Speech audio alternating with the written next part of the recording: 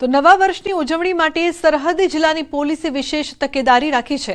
ગેરકાયદે પ્રવૃત્તિ રોકવા પોલીસ બની છે હાઈટેક। બનાસકાંઠામાં રાજસ્થાનને જોડતી ચેકપોસ્ટ પર પોલીસનું ચેકિંગ।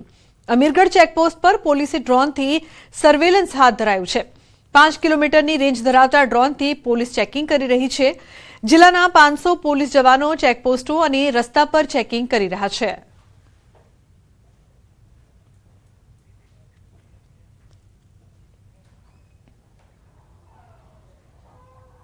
તો બીજી તરફ બનાસકાંઠા ઉપરાંત વાવ થરાદમાં પણ સરહદી વિસ્તારમાં પોલીસ કરી રહી છે હાઈટેક પદ્ધતિથી ચેકિંગ।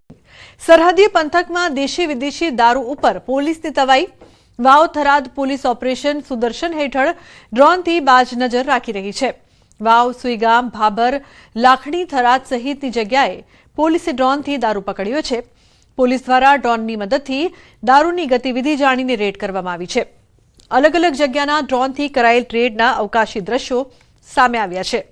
तो 31 ने लईने पोलीस द्वारा दारूनी भट्टी पर कार्यवाही करवामां आवी छे।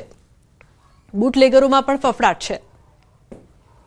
तो पोलीस अलग अलग जग्याए ड्रोनथी दारू पकड़ी रही छे। एक्सक्लूसिव दृश्यो अत्यारे आप टीवी स्क्रीन पर जोई रह्या छो। पोलीसनुं हाईटेक चेकिंग त्रीजी आंखथी नजर। किशोर जोड़ाया छे फोन लाइन पर વધુ માહિતી આપવા માટે। કિશોર, શું વધુ માહિતી?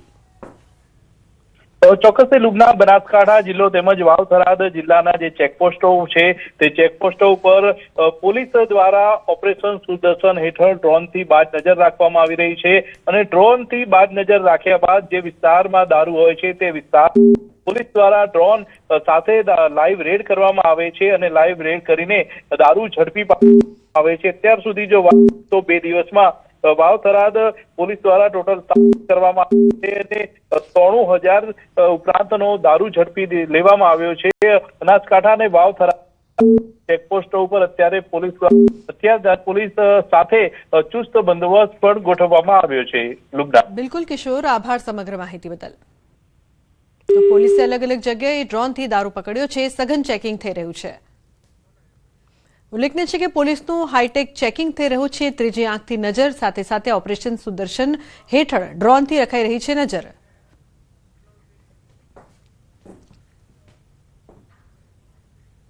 તો બુલેટિનમાં હાલ બસ આટલું જ। તમામ મહત્વપૂર્ણ સમાચાર માટે આપ જોતા રહો ન્યૂઝ 18 ગુજરાતી। નમસ્કાર।